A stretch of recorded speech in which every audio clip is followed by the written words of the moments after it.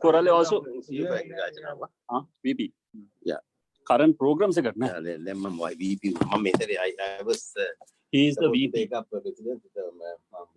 Step down.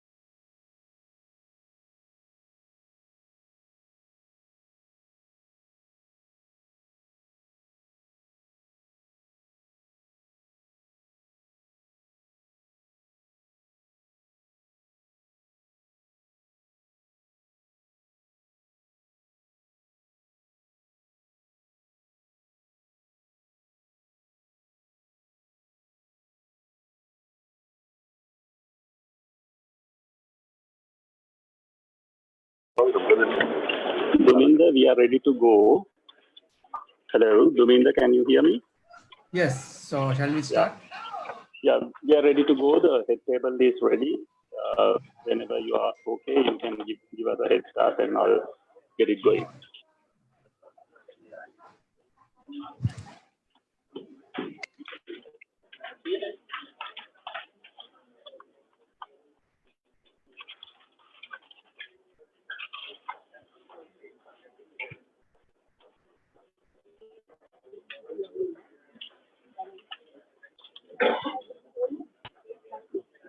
You're going to the online.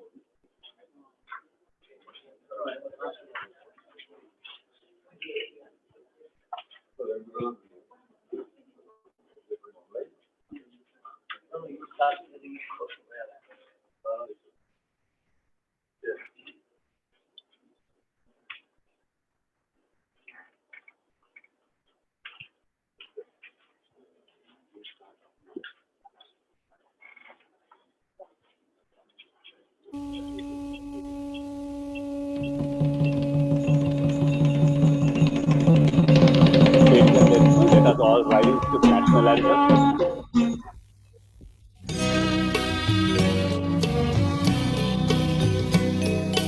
Sri Lanka Mata, Mata Sri Lanka, Namo Namo Namo Namo Mata, Mata Sri Lanka, Namo Namo Namo Namo Mata,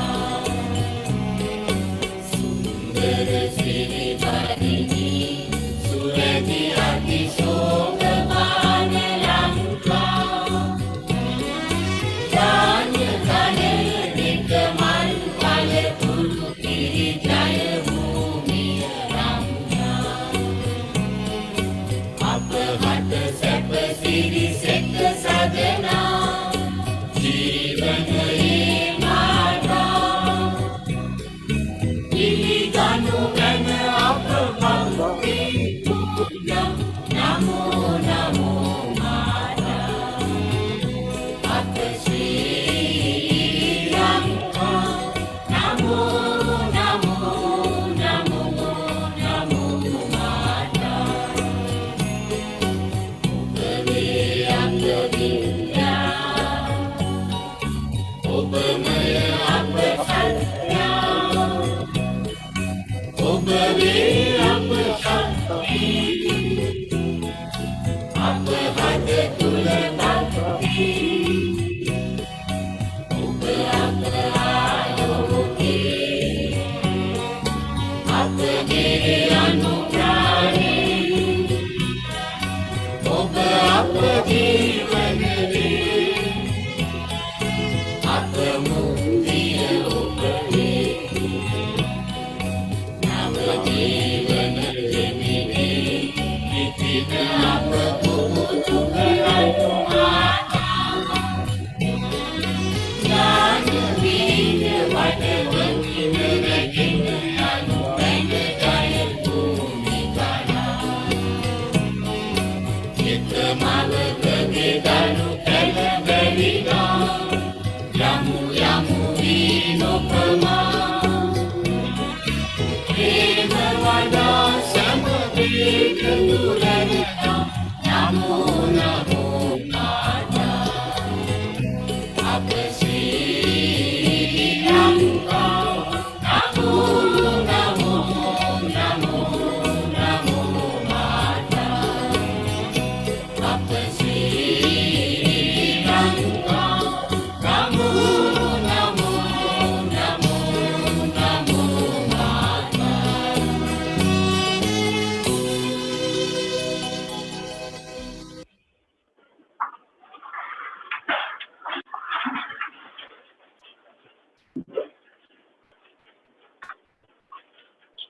I would like to warmly welcome each and every one of you who is present here in person today at the OPA to participate as a joint seminar, which is conducted in collaboration with the Textile Institute of Sri Lanka section on the potentials and perils of online education. We would also like to welcome those participants who are joining online from various parts of the world. To deliver the welcome address, may I now introduce the President of the OPA. Mr. Saman Varusavitana is presently a plant protection and environmental health consultant and the Chief Executive Officer of John Piper International Private Limited, a leading pest management and environmental service company. He is the current Vice President of the Sri Lanka Institute of Agriculture and also the 43rd General Secretary of the OPA, and he is currently the President of the Organization of Professional Associations of Sri Lanka. May I now request our President, Mr. Saman Varusavitana, to formally welcome all of you. Over to you, sir. Thank you, Dulita, for your kind words. And let me once again welcome all of you.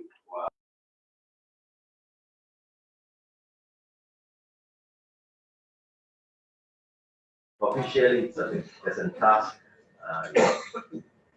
And let me first of all welcome today our speaker of this very important seminar on potentials and perils of online education.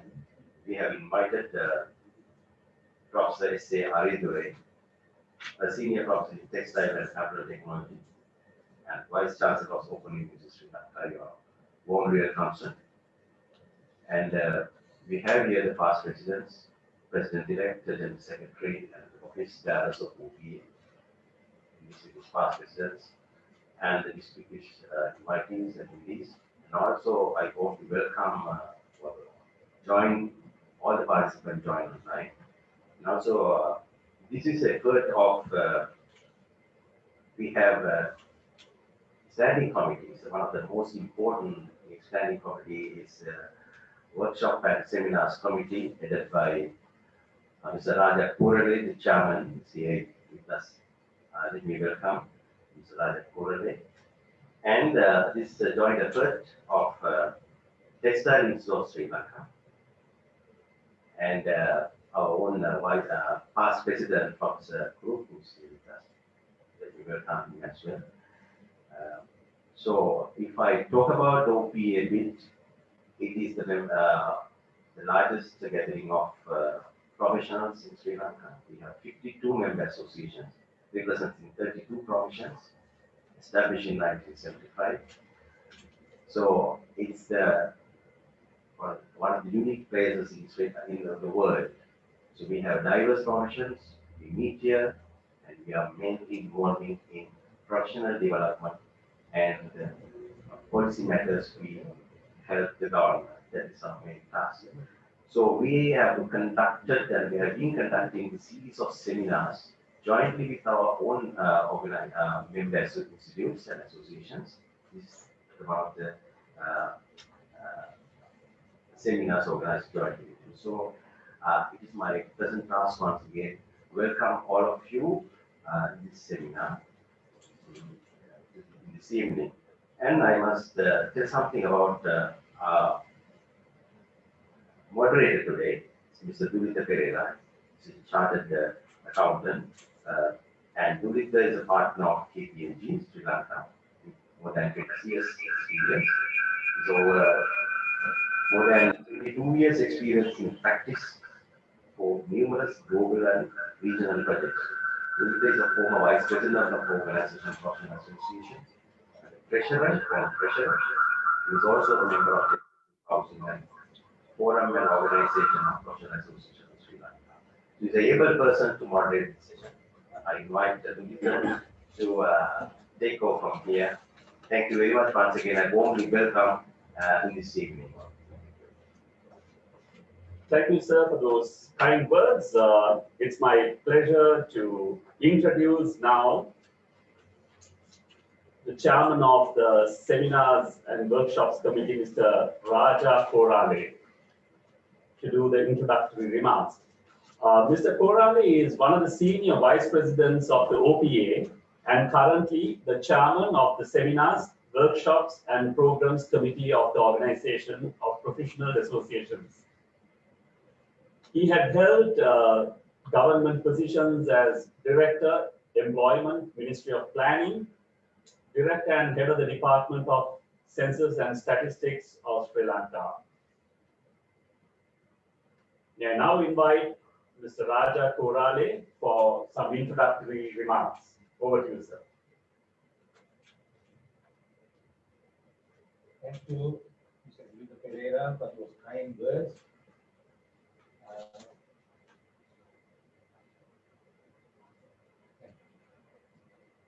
I am very happy to participate in this seminar for few reasons. One was that I was also not aware of the fact that the percentages that are now talked about with regard to the computer literacy in this country. It's one of the areas where we have developed in that sense, providing access to computer information to the general population. So I was very happy that former president of the OPA and the current head of the Textile Institute, as well as Professor R.D. Dore, a very senior academic who has been in the teaching profession for a long time at university levels and began the vice chancellor of the Open University, which is directly involved in providing access to our children who may not have had the opportunity of gaining direct access to some other courses in the country, which is available here. So in that context, he has taken up this matter where what the possibilities are of providing maybe indirect access to online education, maybe not participating directly in the courses physically, but online education and what are the advantages, disadvantages and all that. In fact, I was a person who has been dabbling in numbers. I looked at the kind of information that is currently available in our statistics and other information. In fact, I downloaded something and find that about 22% of our households are having laptops or PC computers, and about more than 30% have access to computer literacy. So these are the numbers. So these will be, in that sense, what Professor Hari will indicate the positives as well as the negatives of some of these that we have achieved so far, and in what way we can promote the educational opportunities, technical education opportunities for the people in the country. And I think I have spoken enough, and thank you by again thanking Professor Hari for making arrangements to take up this matter. Thank you.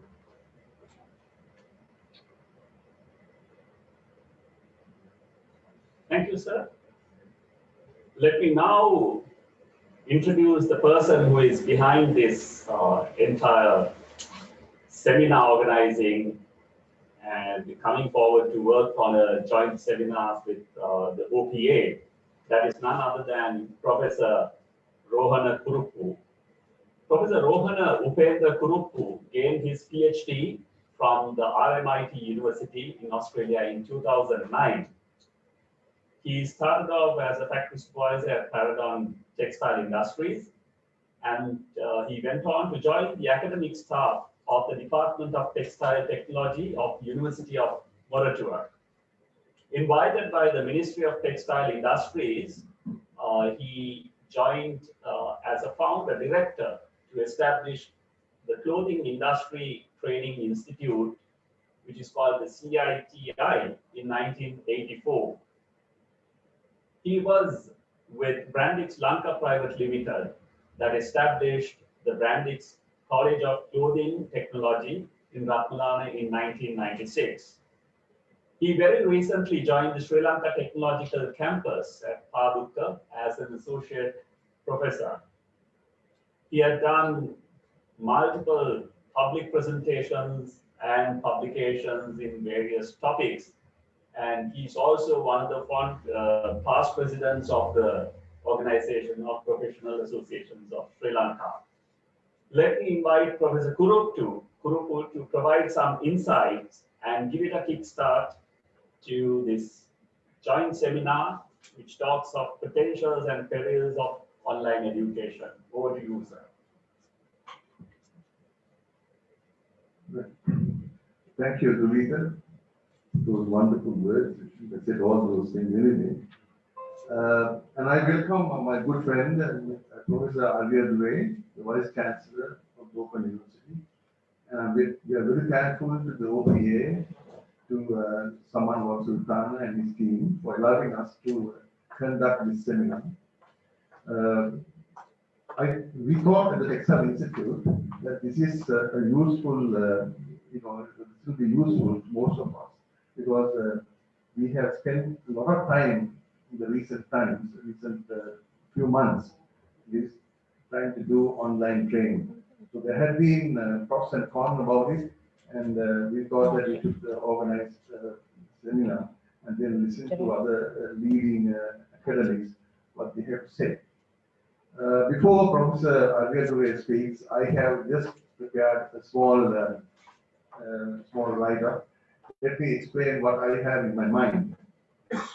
Well, I want to start off saying that online education has been growing steadily worldwide for a long time due to new technologies, internet, and intensifying demand for a trained workforce.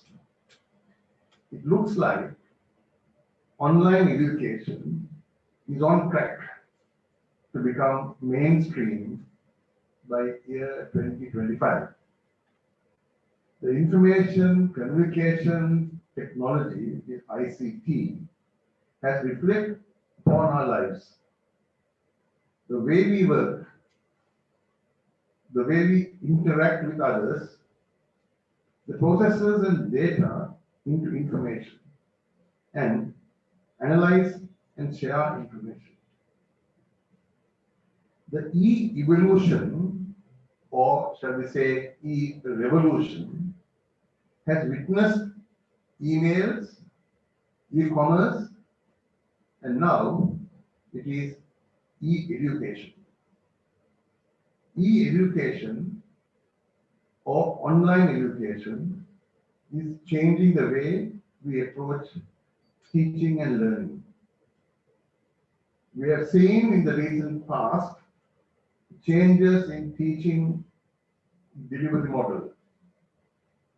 Those changes have been quick and transformational, as institutes world over present those changes. A very dynamic teaching and learning platform has caused immense interest among educators, policymakers, and businessmen. The online learning, with the advent of the internet and the World Wide Web in 1990s, has attempted to reach individuals in far away places or who like the convenience of eliminating travel time. As you see, the information and communication technologies have kept developing.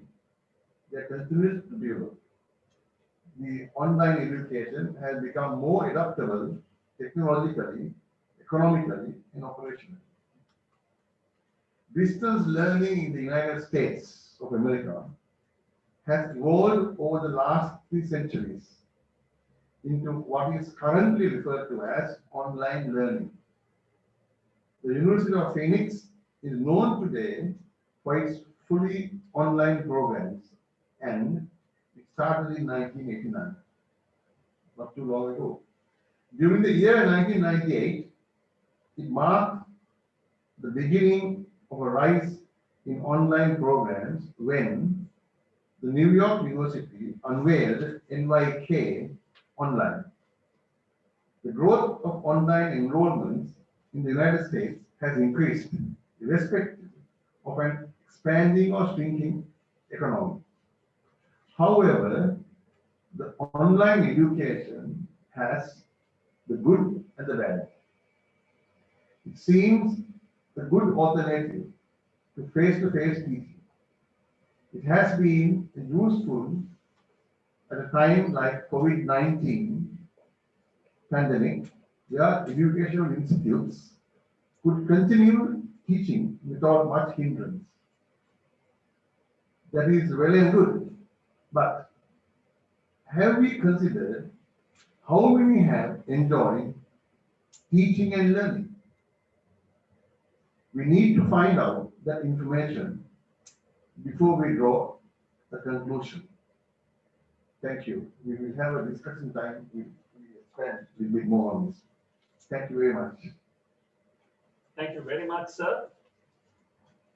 Now we come on to the main topic and to introduce the main speaker today, Professor Samuel Anbahan Aryadure.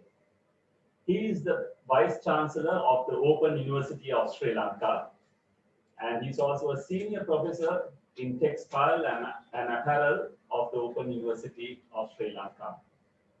He's the Chairman of the Committee of Vice Chancellors and Directors in Sri Lanka. He's the former Dean of the Faculty of Engineering Technology, and also the former Chairman of the Faculty Course Development Committee of the Faculty of Engineering Technology.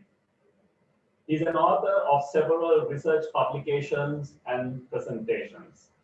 Without much ado, may I please invite Professor Samuel Anbahan Aryadure to walk up to the podium to do his presentation. Over to you, sir.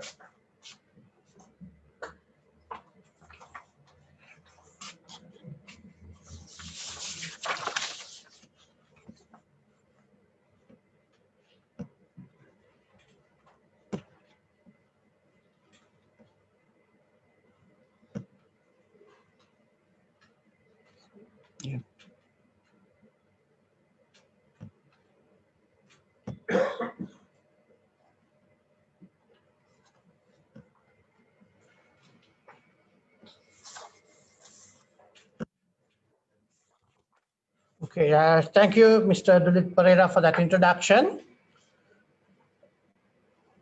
Distinguished guests, ladies and gentlemen, good evening to all of you. A few weeks ago, Professor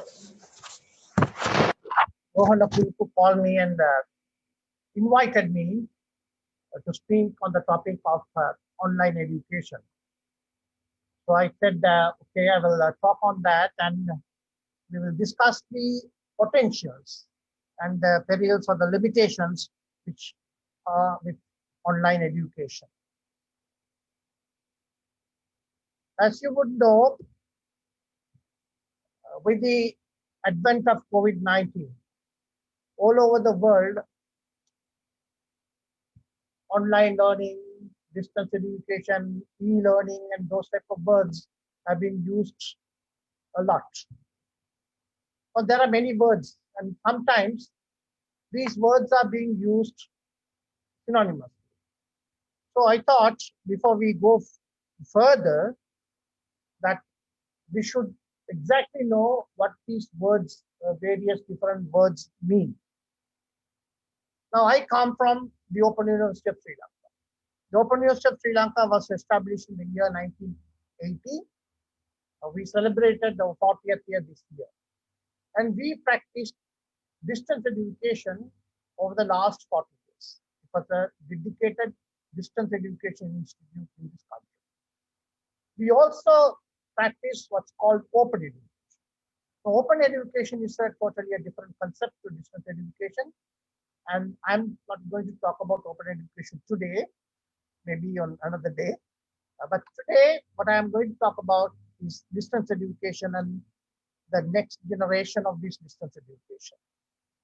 The Open University of Sri Lanka embarked on online education in the year 2002 and 2 through a project which came from Commonwealth of Learning.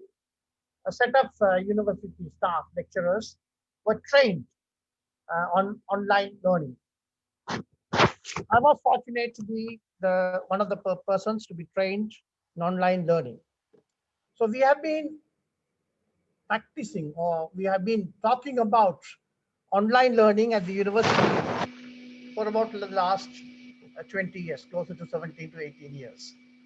Though we haven't launched into online learning in a grand scale until now. So as we go on, you will come to know why that has not happened.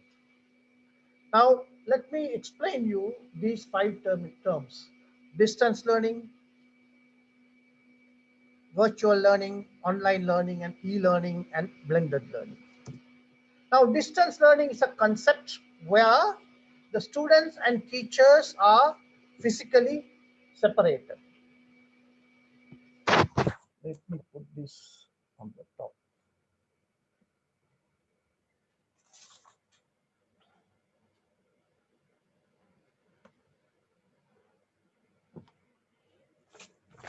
So that means in distance education, the student and teachers are separated by place. They are also separated by time, which means the time of instruction and time of learning may not be the same. There's a phase difference there. And for distance learning, various technologies are used for the student-teacher interaction. Some of these include the early stages of when we started off, when there wasn't much of ICT available. The university started, our university, and not only us, all other distance education around the world. 1970s is the time when the distance education became university-wide education in the world. So most of the universities started with printed materials, distributing printed materials to students to study. Then the audio-visual materials came in. We had the radio and the television and the videos. And then the telephone, and later when the ICT started coming in, ICT tools were used.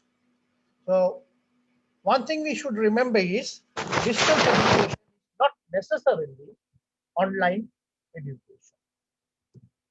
So as the technology advanced, then this concept of e-learning came. E-learning is nothing but technology-enabled learning, where digitized tools are used for teaching and learning. So here the technology substantiates and facilitates the learning process.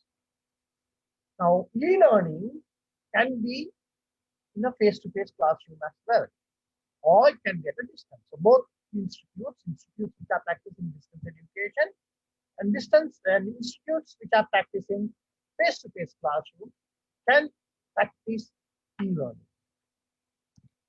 The other concept is virtual learning. As the technology advanced, various other equipments came into play. So the instruction is delivered through a virtual environment.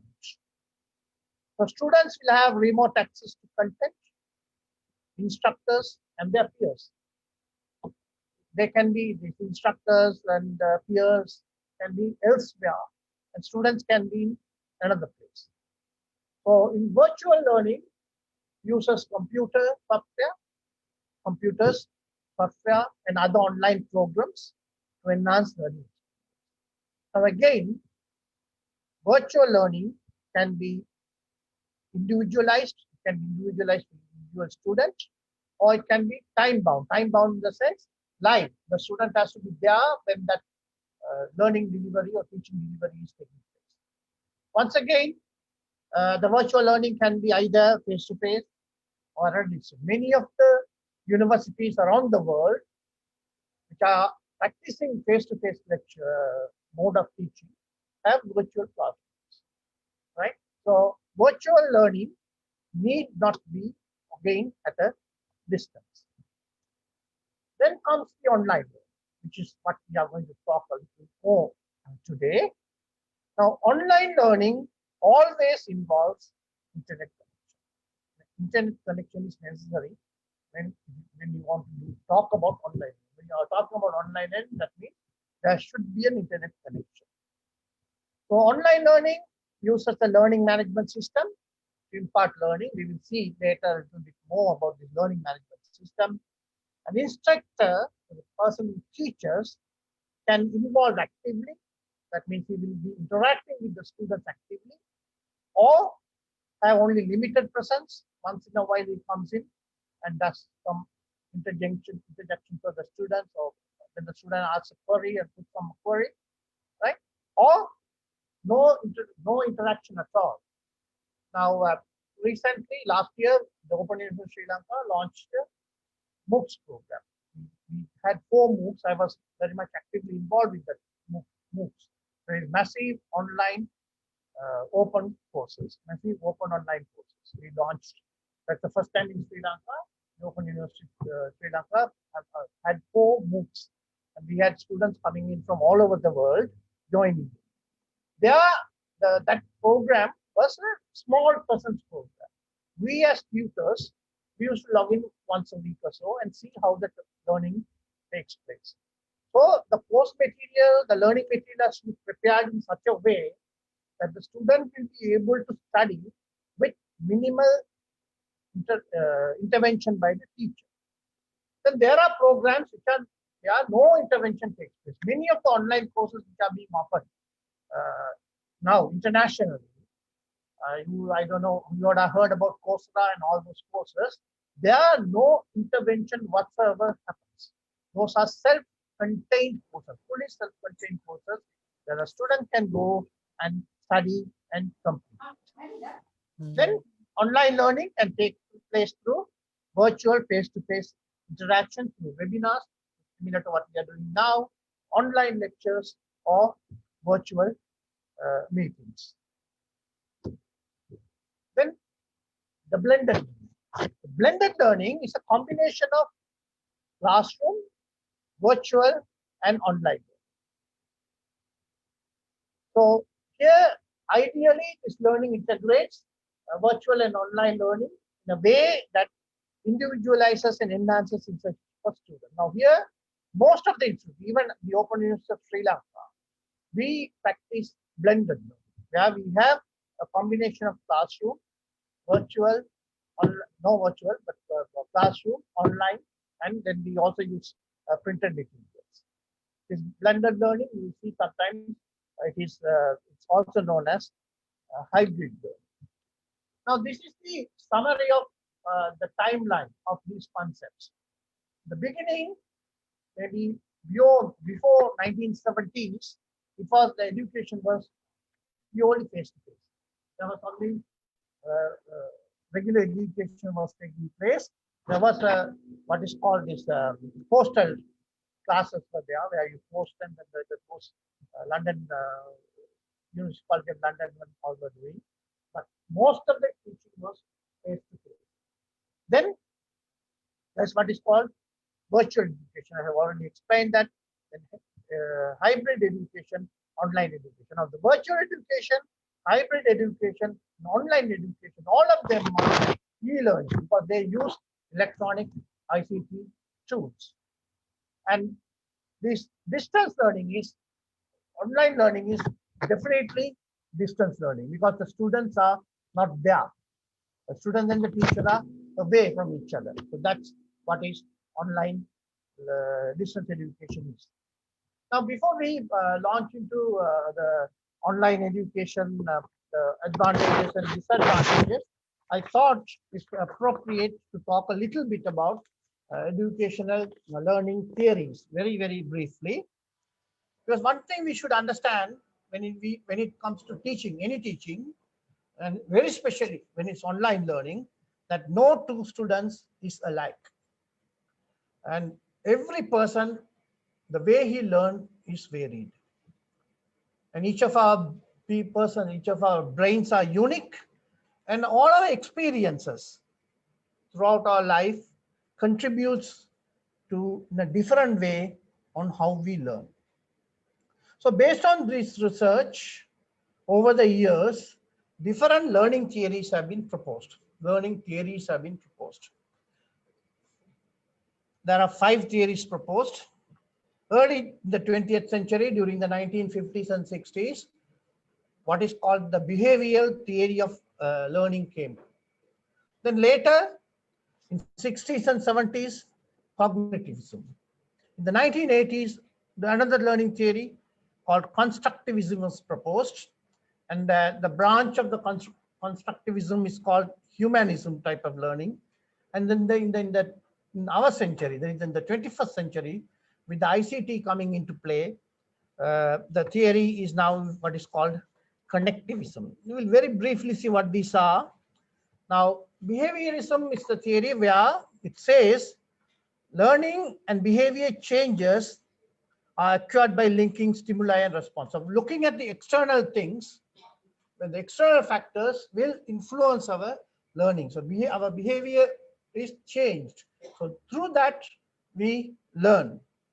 Cognitivism talks about learning using our head. So internal. It's internal because we have our cognitive skills and use that, and we study.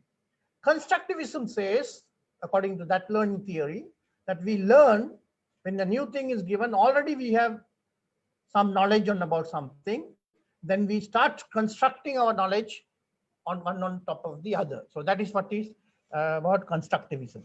Humanism, where the learning takes place, you know, I think the management people know that's a Maslow's hierarchical theory, where the self-actualization is at the top. So they say if you meet the bottom steps, people will normally learn and go up the self-actual ladder. So you go to school, you give the child the food, you give milk, and then when you meet the basic need of the child, then the child will automatically go up the ladder and try to learn. So that is what humanism says. Connectivism is a modern theory.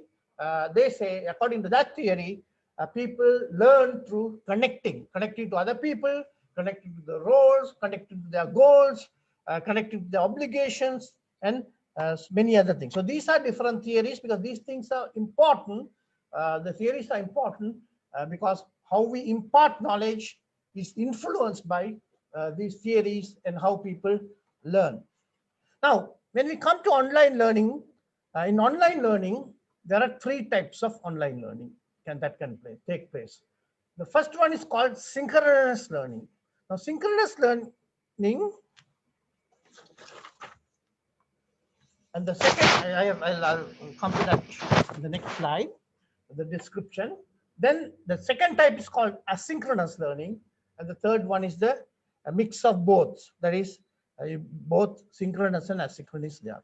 Now, in synchronous delivery, the instructor and the students interact online simultaneously. The instructor and the student are simultaneously. So when the teacher is teaching, student is there at the other end and learning. So that is called synchronous learning. So students participate in a course at a distance in real time.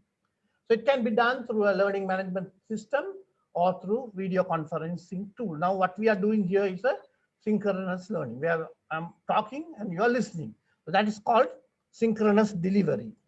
The asynchronous delivery, the course is not offered in real time. So students are provided with contents and activities in a learning management system. It's available there, and student has the freedom to go at any time of his convenience and study. So it is self-paced, It can be self-paced, so where it's open, the student can join in any time and go, or it can also be class-paced. There, the deadlines are given. So you say the first session will come to an end in about 2 weeks' time. So there is a kind of a limitation, but then that 2 weeks, when you will join in is up to you. That is called class-paced. The time frame is given to complete the activities, or you can have mixture of both. So interaction is usually through discussion boards, blogs, and wikis. Those are available in the LMS. If you select the correct LMS, all these facilities are available in the learning management system. In the mixed delivery, some activities are done synchronously, whereas the other activities are done asynchronously. So that is called mixed delivery mode. Now, when you come to online approaches, online learning approaches, we can identify 2 approaches. One is called the online course delivery, which is a traditional approach, which has been the approach practiced throughout during online learning. But the other one, which is called recently named emergency remote teaching. So this name was coined by the authors listed down there. That came recently due to this COVID-19 emergence of COVID-19 problem. So many a times this ERT, which is emergency remote teaching, has now also coined as online learning. We will see why it is not exactly online learning. Now, online course delivery, which is the traditional way of teaching online, here the courses, teaching and learning activities are conducted in online via a learning management system. Moodle, which is the most popular learning management system, it's a freeware and which can be downloaded, and then any institute can install that and they can run that program. At the Open University of Sri Lanka, we use this Moodle platform as our learning management system. There are paid systems, Blackboard and Canvas, and there are many others which are paid learning management systems. So they can be customized. Even Moodle can be customized for your requirement. But then there are other learning management system where you can pay. You have money, you pay, and you can use them. Whereas emergency remote teaching, which is a new concept I said, this is where you are using an online video conferencing tool for remotely delivering teaching lessons in real time. So you are there, lecturer is there, students are on the other side, and he is doing a video lecture.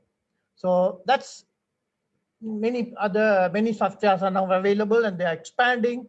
Google Meet, GeoMeet, Big Blue Button, MS Teams, Zoom, many are there. As Professor Kurupa was mentioning in his opening remarks, this is likely to become a mainstream online teaching tool in the future, because many of the universities and schools around the world have now have gone into this, have started using these tools in their schools and universities. Now, one thing I told in the beginning is that emergency remote teaching, as it is practiced now, is not online course delivery. We have to remember, as it is practiced now, is not online course delivery, because online course delivery is a LMS-based platform for the entire course or a part of a course. So you can have part of a course or a full course. Whereas emergency remote teaching is only an online channel. It's an online channel for delivering a lecture, like what I am delivering now. Probably in future, with a new defined term, this can become one of the methods to transmit teaching contents for online course delivery. It can become a teaching channel for that. Already at the Open University of Sri Lanka, some of the faculties have already switched over to this emergency remote teaching or online, using the online channel. Those classes which we call day schools, where the students were required to come to the university to discuss, are now being done over the internet, online, using MS Team or Zoom or Big Blue Button. That's one of the software which we use in our university. So that is now being used. Now, when you come to online course delivery, the online course delivery can be of different types. When you say it can be fully online, which means all contents, including assessments, are delivered online. Everything is online. The students' examinations or whatever assessment need not be only examinations. So all of those are given fully online. Or we can have a blended system where partly online and the rest is given face-to-face or traditional DE methods, or distance education methods. Now at the Open University of Sri Lanka, most of our courses are belong to this blended category, because we don't, as I know, not even a single course is currently offered as fully online. Mostly it's all blended or supplementary. Supplementary courses are where it's an optional. The student, if he wants to go in, he can go in and study online. If he goes in, there will be enough information available. Otherwise, it's optional. Now, if you want to have online education, there are three specific requirements are needed. The first one is the technical requirement. Then there need to be technical requirements. Then the learning resources have to be there. If it is online, the platform, the learning management system should have learning resources available there. And then there need to be learner support. Learner support has to be provided. Now, when it comes to technical requirements, if the online learning has to be successful, three technical requirements need to be in place. One is that you need a good LMS system, a good interactive LMS system. So there are many, as I have told before. Second, adequate backend infrastructure, including high bandwidth internet connection is necessary to house the LMS and provide uninterrupted connection. Now, during this COVID time, when the government of Sri Lanka wanted all the, and the UGC wanted all the universities to go online and offer the classes online, one of the biggest issues faced by the universities was this. The universities did not have adequate backend infrastructure to do. So there was negotiations, and I know there's a, Learn, there's a organization called Learn, which provides the internet and the connection to all the state universities. They went on, they did extra work, and they provided the necessary infrastructure so that the universities could do courses online or through Zoom platforms. So that was done. Then other issue is the students, access for students to do a device to connect, including adequate internet connection. So this is a major challenge in many parts of the world, including Sri Lanka and United States of America, which we think is a very, very advanced country, where 45% of the children do not have internet connection. Now, during this COVID time, we did a survey, the universities. We at the Open University, we did it. University of Jaffna did it. Many of the universities in Sri Lanka did it. On average, our findings are that only 45% of the students have an access to a laptop or computer with them on their own, right? But one other surprise finding was more than 90% of the students had smartphones, but they have laptops and computers. Only 45% of the students have. So if you launch and go into online learning, when there are only 40% of the students have access to laptops and computers, what happens to those 60% of the students? That's a major issue. So that is one of the issues. We'll see later also that as an issue. The other one is the learning resources. Now, learning resources are important on online. Recently, about a month or two ago, I attended a selection meeting, promotional meeting of an academic staff member in a state university in Sri Lanka. And it was an interview for the promotion for the post of professor. Now, the dean of that faculty, I went in and outside the UGC, maybe UGC nominee or whatever. The dean of the faculty asked that person, now that COVID and people have been asked to go online, so have you done that. Did you do any online lectures or whatever, Zoom lectures? He said, yes, I have done. Very good. Then the dean asked, what is the problem? Did you face? Were there any limitations or problems you faced? He said, yes, I found it difficult without the blackboard and the chalk to deliver the lecture. Online learning cannot be delivered with a blackboard and a chalk. You need learning resources to be put on LMS. So that's a huge work. Two of my colleagues are here from Open University. They know how much difficult it is to put learning resources, even in the print form or even on the electronic format. It's very, very difficult, which many conventional university teachers don't understand, but that's a very difficult task. But how do you overcome this?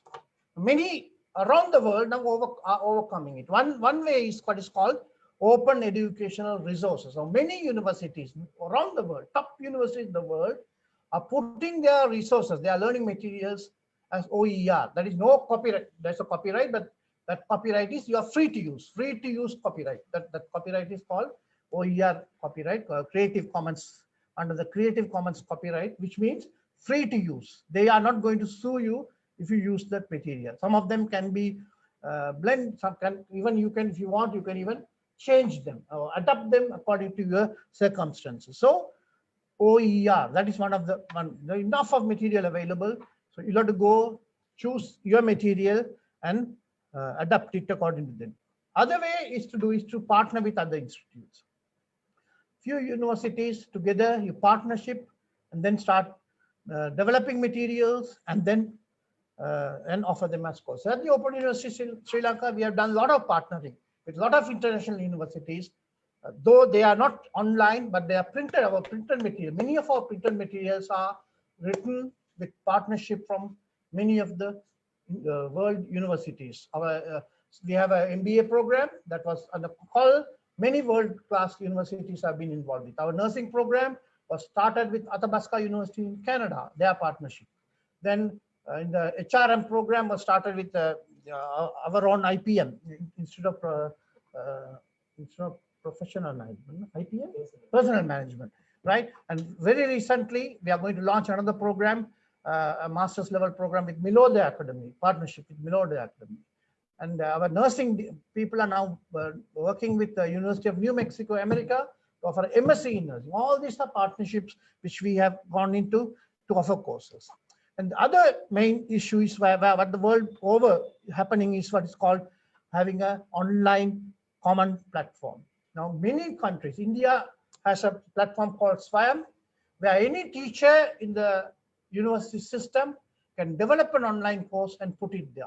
And any student from any part of the India can go and offer that course. And the University Grants Commission of India has given a circular. So if a student does that course, that credit for that course has to be given by the university. China has multiple, 10, 12 such platforms or such platforms. And then every country, Malaysia, Indonesia, Thailand, all the countries around the world are having that. So even if you have a limited pool of teachers, limited pool of resource persons, they put the course there, and that will be of very, very immense value. I believe I have given my recommendations to the Presidential Task Force for Education in Sri Lanka to start such a repository in Sri Lanka. Because Sri Lanka, we have limited teaching personnel, very limited resource, and this is one of the ways which we can solve our problem. Then this learner support is important. You just put it there and wait. You can't expect the students to study. So you need to have effective learner support. It has to be provided again through multi-device, because all the students may not have access to every device available. So it has to be multi-device, multi-mode to meet the varying needs of our heterogeneous student population. It can be video channels, radio channels. In the university, we have 2 radio channels at the Open University, web-based video channels. We are trying to launch a radio channel soon, web radio channel. And there are various web conferencing systems. All these have to be there to support the students. The issues with this emergency remote teaching, that which is in Sri Lanka and world over, we are using it. Now, it works in the context of social distancing, especially when universities and teachers are not ready for the online teaching part of it. Because learners can feel interested and ready for 1 or 2 subjects per semester. But you cannot expect the student to be comfortable in front of a computer and listen to a lecture on a complete day. Now, when you go to a university, the morning 8 o'clock to 4 o'clock lectures. That type of lecturing in front of a screen doesn't work. Students will not be able to sit in front of a small screen alone and study for very long time, because they are alone. They're watching the screen alone. So they cannot be attentive for extended period of times. They will lose concentration. Then they just drop out and go away from their studies. So that is the problem with this emergency remote teaching, just delivering lectures. I was watching during the pandemic, we were all at home. If you watch the I channel and Netra channel of Sri Lankan TV, they were giving live lectures from morning to evening. Some of the lectures are so awful, I don't know how the student can sit down and listen to those, right? That doesn't work. That doesn't work. That's not the students will not be able to concentrate at all. So in most instances, it's a one-way communication, and very minimal interactive components are built. So students get stuck. If the person is saying something, if he doesn't understand, student will immediately shut his brain and he cannot go further. So it's difficult to exchange ideas. That is, other thing is the synchronous teaching, where the learner has to arrange his own time and stay there. When the teacher is delivering, student has to be there. Otherwise, he will miss the class. But I think with time to come, some of these issues can be overcome through innovative practices. I think definitely that's going to happen. People will innovate. Humans are very good at innovation. So they will innovate and they will improve, and this will happen. Now, there are the benefits of online education. One is that it is very flexible system. Unlike the face-to-face system, online education is very flexible because it can be taught anytime, especially when it is asynchronous. Student can move in, come in at any time and study. But even in synchronous type, if you record it, I think this thing is being recorded. So if it's recorded and put it in the website, even if you miss it now, later, whoever missed it can come and watch it and learn. So that is a benefit anytime. It can be anywhere. Student need not be present in Colombo. It can be in anywhere. So learner has the freedom to select the place of study. In any pace, the speed at which he works, each student has his own pace of studying. So student has the freedom to select the pace of study. Now, the amount of courses which are being offered online, enormous amount of courses are being offered. Coursera offers, there are 3,900 courses available, N++, right? And offered by world's top class universities, Imperial College or MIT, top universities offering courses. Courses means not the program as such, single courses, single subject, 2 credit, 1 credit. Most of the Coursera courses are 1 credit courses, 3,900. edX offers 3,700. FutureLearn from OU UK, more than 600. SWAM is Indian one, more than 2,700. Khan Academy, mostly for school children, not at the university level, more than 20,000 courses available. Udemy is a video-based course repository.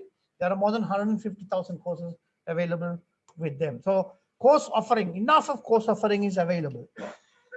Benefits from the cost wise, it is less than traditional. These courses are done, finished there, and they can be offered. So there is no cost. The main cost is the internet connection and those things.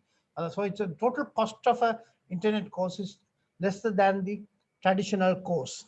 And the learner has the choice, and based in his capacity, means money capacity, he can select a few courses depending on how much money is in his purse. Based on that, he can select the courses. And mostly online courses are not the Zoom courses or ERT courses. I'm talking about the online courses which are offered at the LMS. They are student-centered courses. And access to expertise, the top professor in that subject area can offer the course, and any student there can have the access to that. For example, now even in Sri Lanka, we have issues, especially the engineering faculties in Southeastern University or Jaffna University doesn't have very qualified professors. Moratuwa University and Perils University has plenty of them. So the Moratuwa University, the top civil engineering professor or geotechnical professor can put a lecture and put it on the Zoom, put it on the LMS, and the Southeastern University student can watch it and learn. So then he is being taught by the #1 geotechnical professor in this country. So throughout the country, accessibility is there. Then global perspective. A lot of we can even borrow courses from the other world-class universities. Then we come to the perils or the limitations of the with online education. Main issue is lack of human touch. As human beings, we are social animals. We want people around us. So it has been found by research, psychologists has found people who are, especially the children, who are on the screen for a long time. They're addicted to it has become an addiction now. It's like a drug addiction. This is an addiction. They have emotional problems, they have social problems, they have attentional problems. So that's a major problem with this. So especially for primary level schools, online learning is not at all recommended. It's a big issue. Then no human interaction among students or teachers. Lack of development of communication skills. You can't communicate. There's no way of communicating. So you look at the screen and communication skill development doesn't take place. And then also it can lead to social isolation, individualism and social isolation, and limited student feedback. There are technological problems, equity issues. I said internet is very expensive in Sri Lanka or in any part of the world. Fortunately, as I told, when it came, the Zoom lectures, they had a deal with all the internet service providers in Sri Lanka. And if any students logged into that through the Learn platform, there were no internet charges. But then it's an issue. It doesn't work all the time. Learn could not cope with the load when all the universities came online. So there is equity issues because people cannot afford internet connections from a financial point of view. Connectivity issues. I have been in the last 6 months, or from March onward, 6 months. Yeah, the last 6 months I have gone on this Zoom and different things. Every time I have logged in with people, somebody or other in our group had these connectivity issues, right? Either signal is weak, or there is no power, or it's lightning, raining, thunder, problem. Connectivity issues are there. That is a real problem with online thing. Then technology limitations. What is your software? What is the hardware? All those issues are there. Technology issues are there. Then you need computer literacy. The people who are dealing with online learning should know some basic computer literacy. Unfortunately, many even academics don't have. In some of the areas, they don't have enough computer literacy to handle these online and remote learning parts. So that is other issue. Then there are practical issues.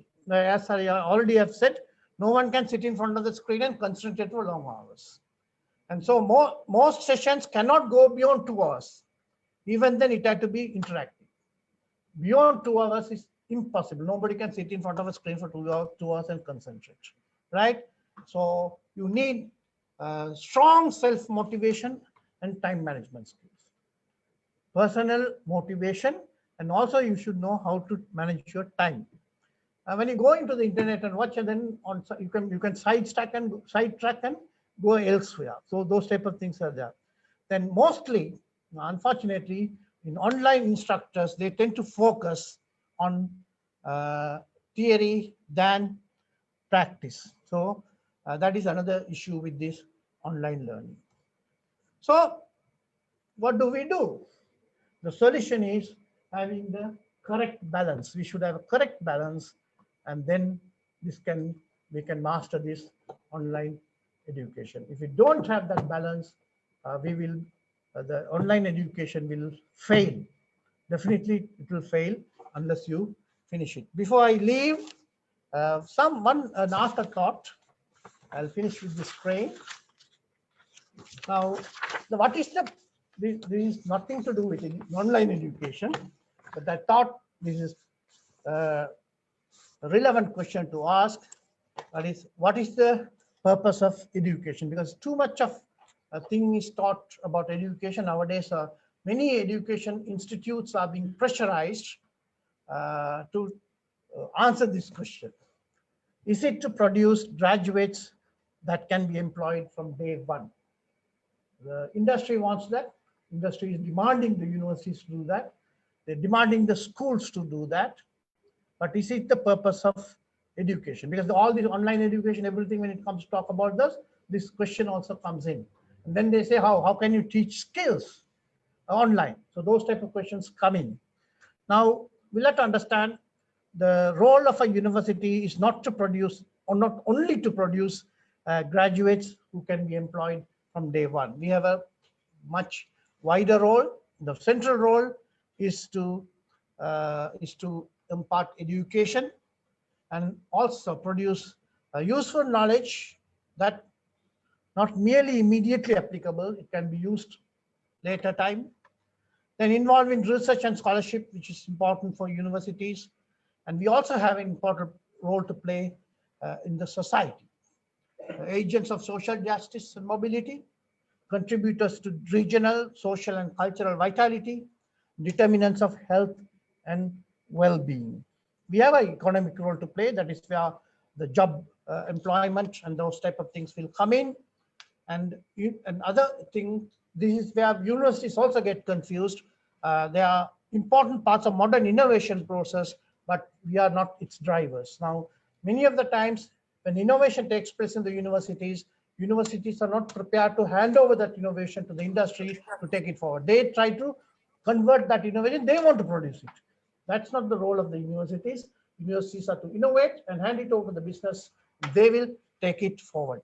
So with those words, let me thank you all, and also a small advertisement about a conference, which we plan to have it in October. Unfortunately, with the COVID, we are postponed. It's a Asian Association of Open University Global Conference, Open University of Sri Lanka is organizing.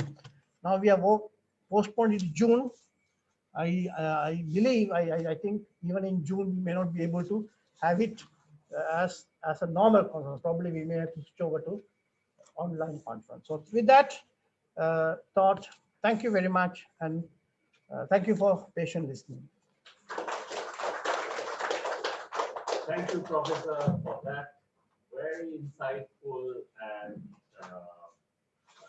there was a lot of content in that presentation. I'm sure there'll be a lot of questions that may be asked from the audience who is online, as well as the audience that is present here. So I will open the floor for questions to those who are present here physically. And to begin with, there are 3 questions that have been posted by people, those who are online. While we are getting the mics organized here, let me just pose you one question, Professor, that come online. How do we improve the interaction between learning partners in online sessions? And how could we practice group activities?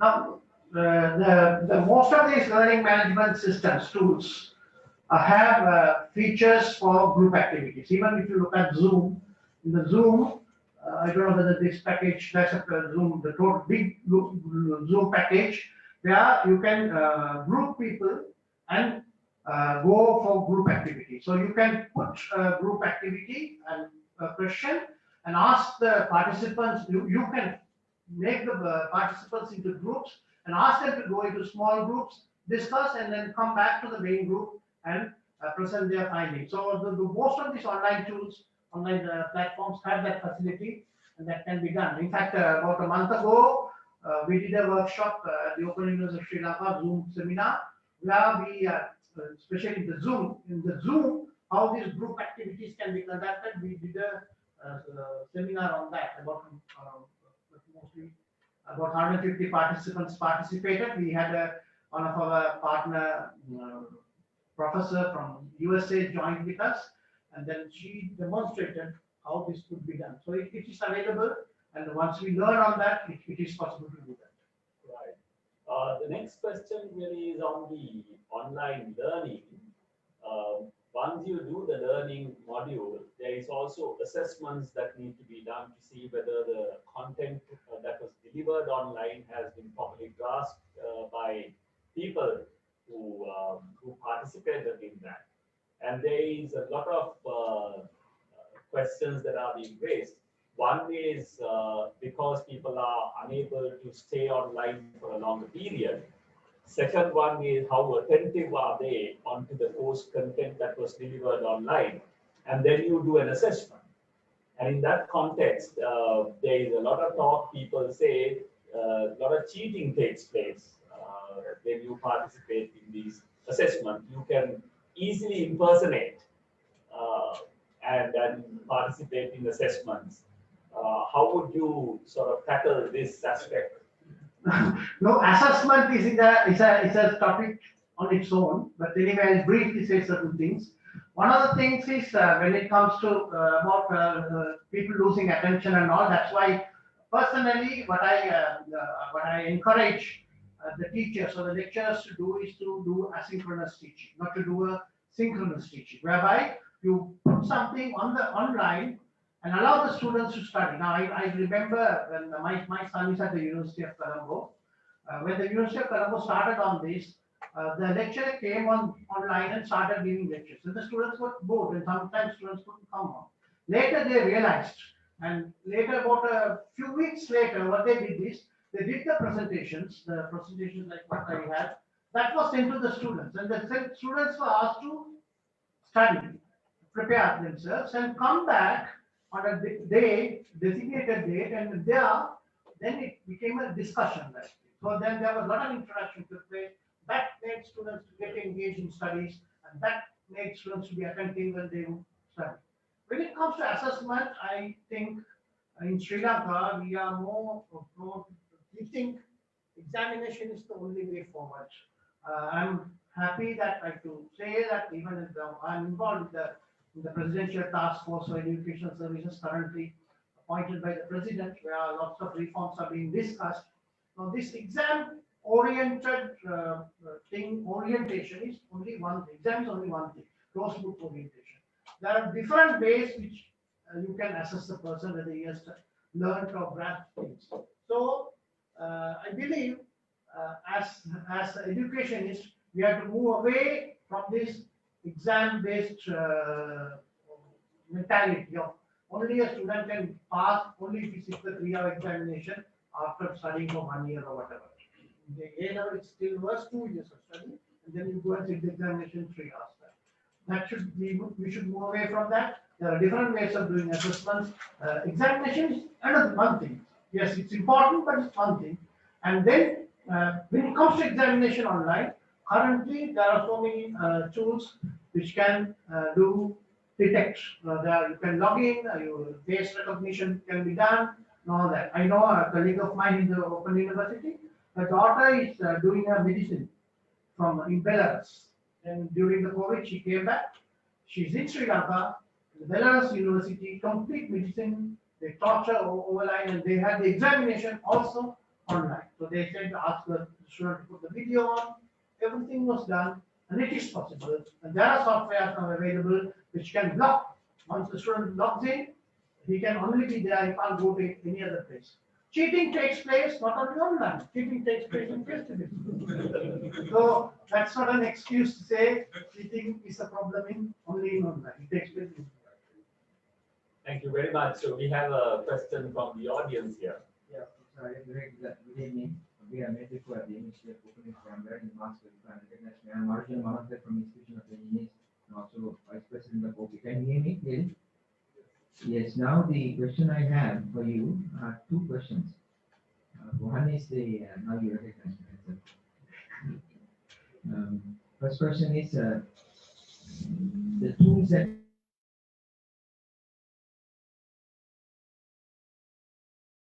LMS systems at Open University. Number one, that's technical question, yes or no answers. The other one is, you mentioned the challenges of open this online communication, while there are a lot of benefits. You mentioned that the challenges that the faculty members had.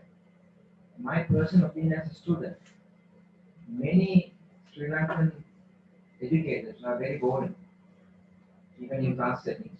They are not good presenters.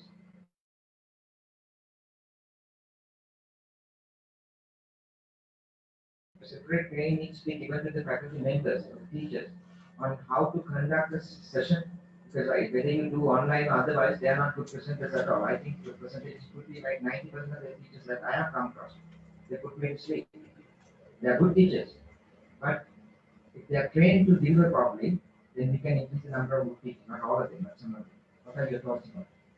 Yes, that's true. That's what now, even at the UGC level also they are discussing whether we should have training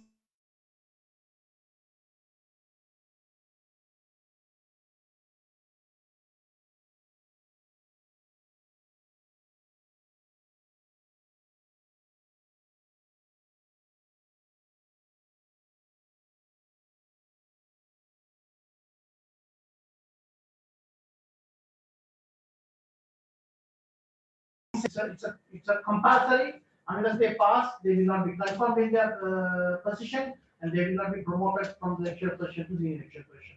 So that is there, that's available, and I think yes, even the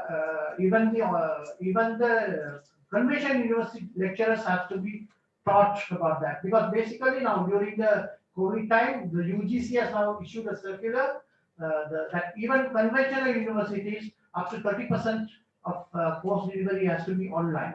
So if you don't prepare the teachers how to do it, you can't blame the teacher, because if the teacher doesn't know how to deliver online, it's a new concept. So it has to be trained and taught. So that's a must. Your previous question regarding MOOCs, we, as I told you, that was the only MOOCs we offer, 4 MOOCs.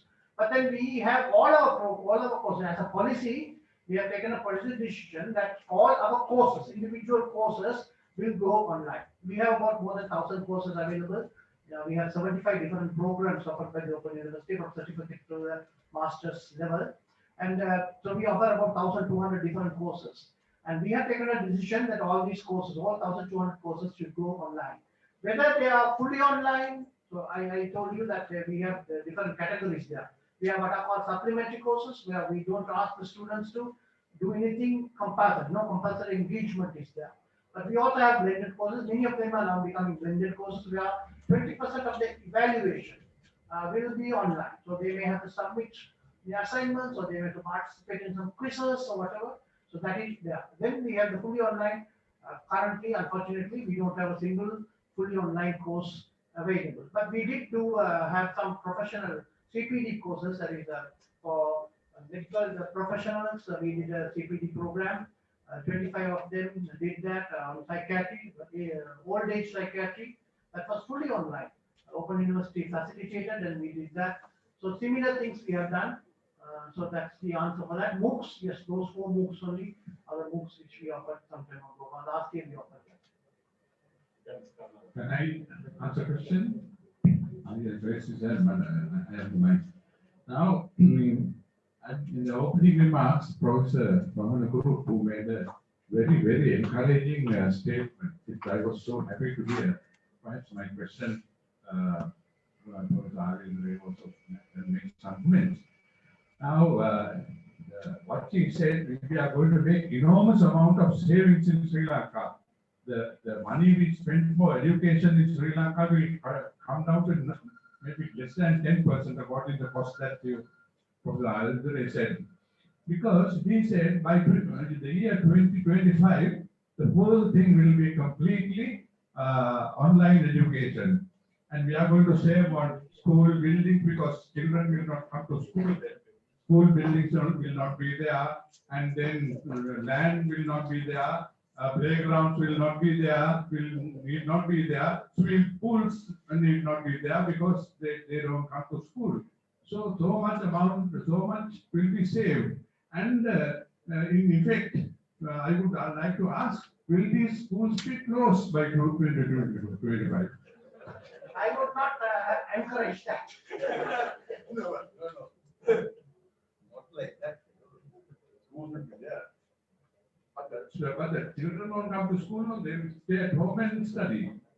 Maybe according to what Anbahan said, maybe some section, Some activities. I don't think, I told you the perils or the limitations of the thing.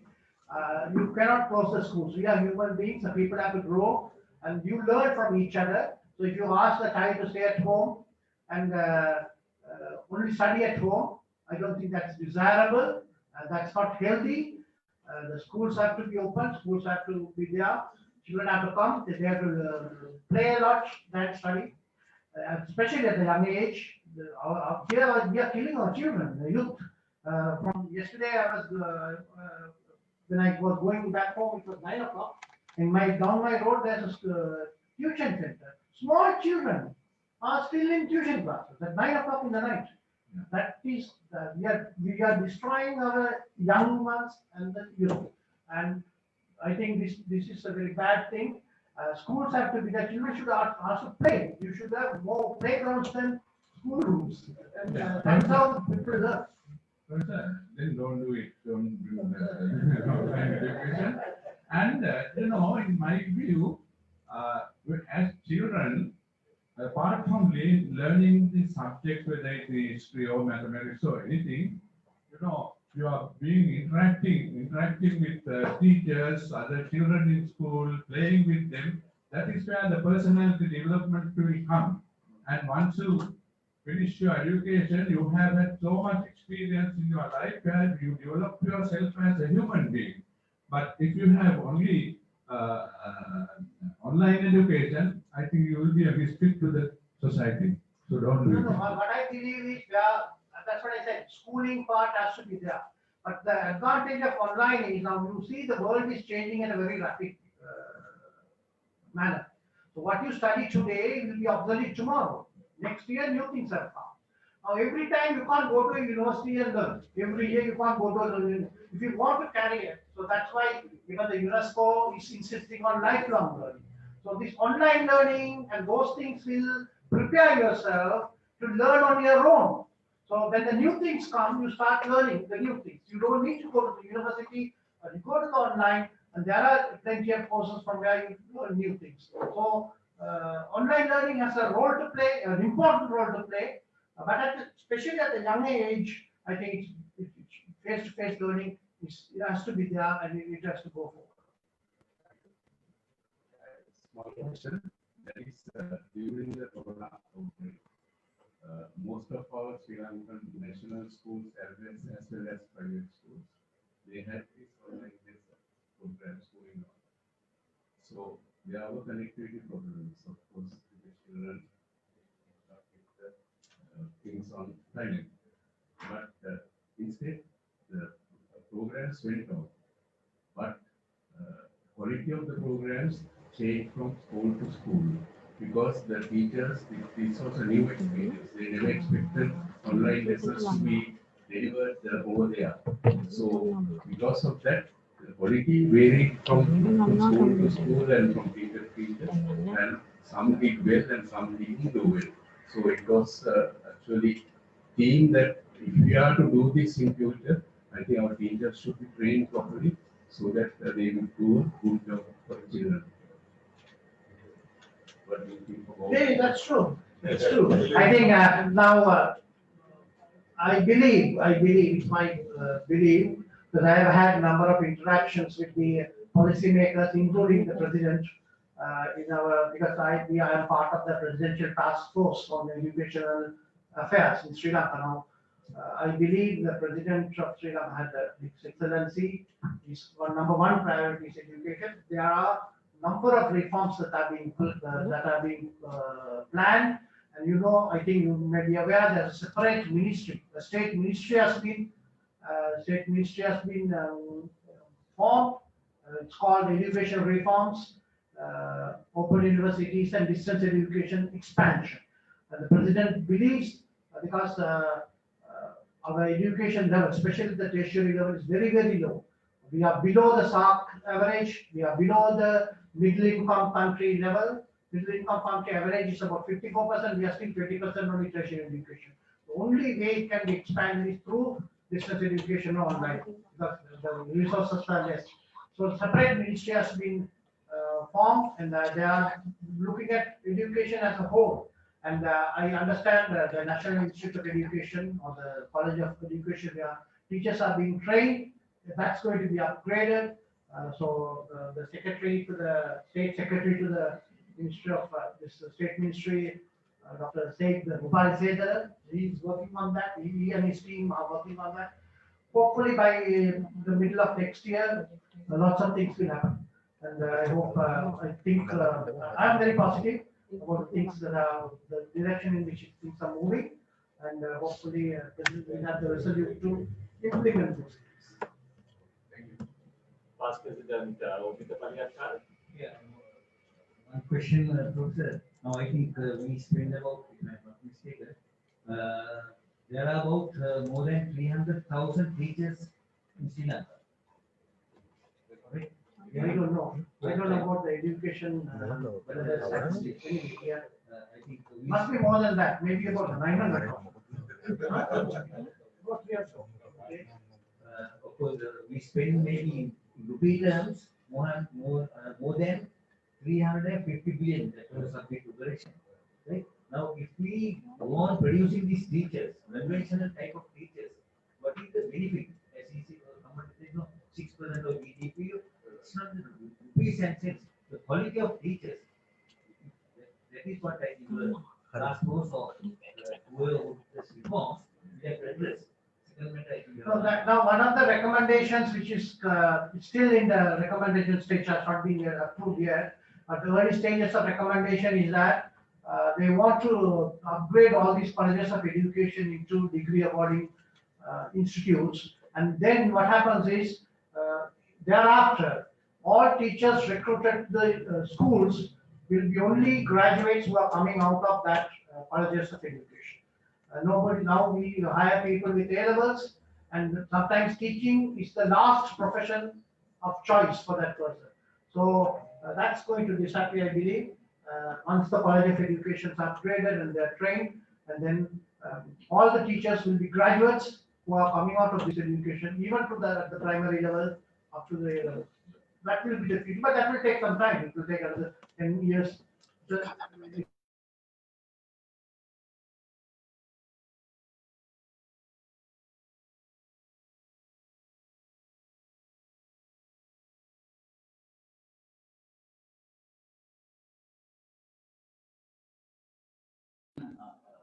They are going to prepare this, and they must take into account all these developments what are taking place.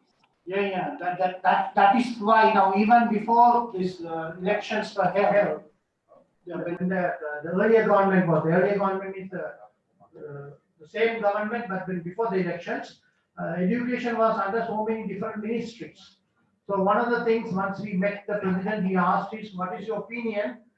Do you think one of the problems is that they all education systems are segregated, the policies are all different, they don't match, they don't talk to each other.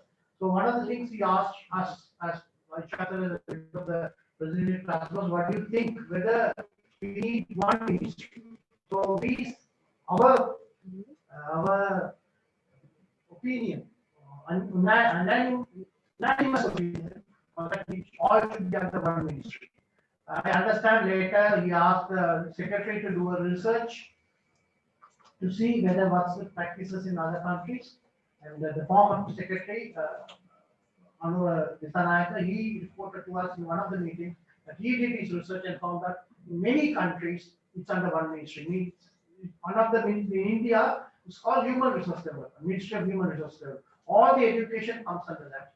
So that is one thing, I think after the new government was formed, that's one positive thing, progressive thing we have done, is bringing all education into under one ministry, Ministry of Education. There are 4 state ministries, but then all is now under one arm, and I believe that people will talk to each other, and then reforms will take place. I have a very short question.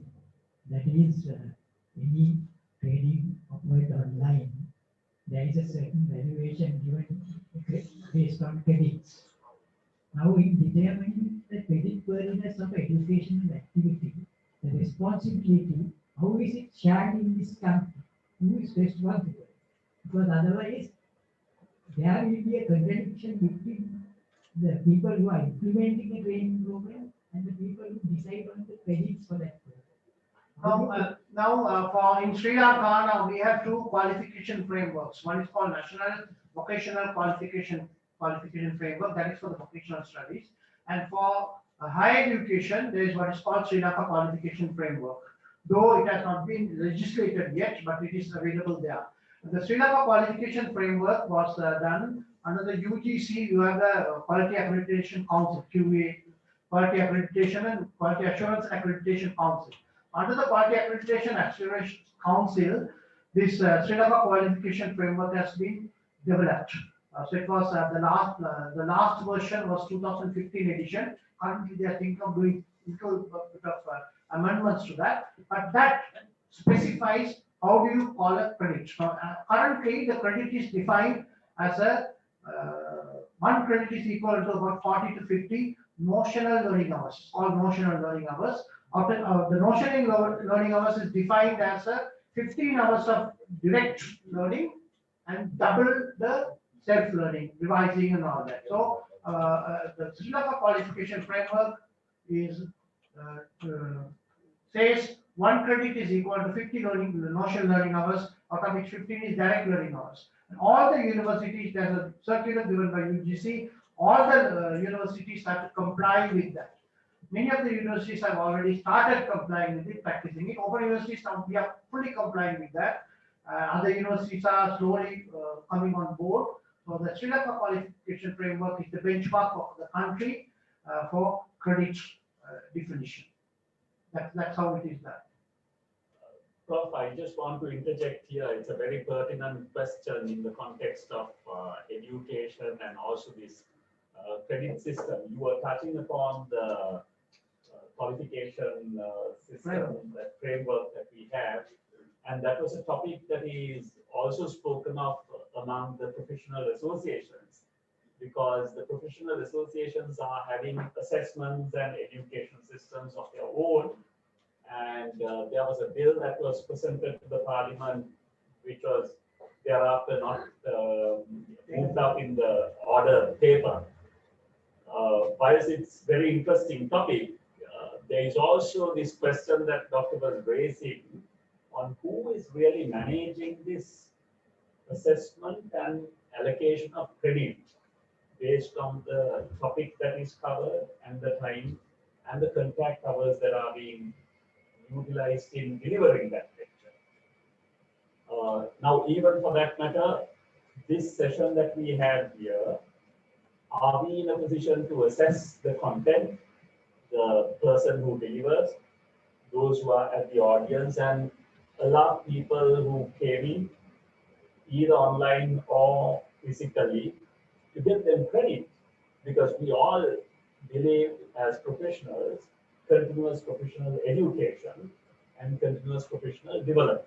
And all this content that is delivered, either online or physically, should contribute towards development or education, one of the two, for those who have qualified in a particular field. So that's what I said. Now, under the University Grants Commission, there is what is called Quality Accreditation, Assurance and Accreditation. They are the ones who are responsible for that. About a year or 2 years ago, a bill or act was submitted to the parliament for instituting an independent quality accreditation council for Sri Lanka, covering all sectors of education. Unfortunately, there were a lot of issues there, and then that did not go through the parliament and it was passed. However, the quality accreditation process is now in place for all the state universities. There are 15 state universities, including our university. There are all the state universities. Every university has been already institutional review has been done. Now, in fact, we have done 3 rounds of institutional reviews have been done. Departmental reviews have been done. Subject reviews have been done. The only issue now we have is these professional institutes in the private sector, educational institutes. They are not part of it. But currently, new Higher Education Act is being formulated. We hope that by November, the first draft will be out, whereby the DICE proposal will come to monitor the non-state sector, the professional bodies, everybody will be coming under that, and as a part of it, this Quality Accreditation Council will look after that part. So, ladies and gentlemen, one thing that you've got to take back to your respective institutions or the associations, where you have a assessment system and an adoption or admission of your people to membership, this quality accreditation board that he spoke of is going to be vital. Please work within your institutions. I have already got several calls from some of the associations asking on this topic.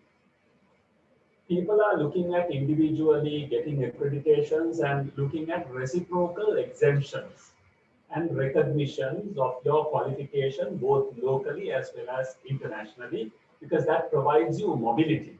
Of course, currently the country is shut down because of COVID-19, but people are looking at mobility, and it's about global mobility.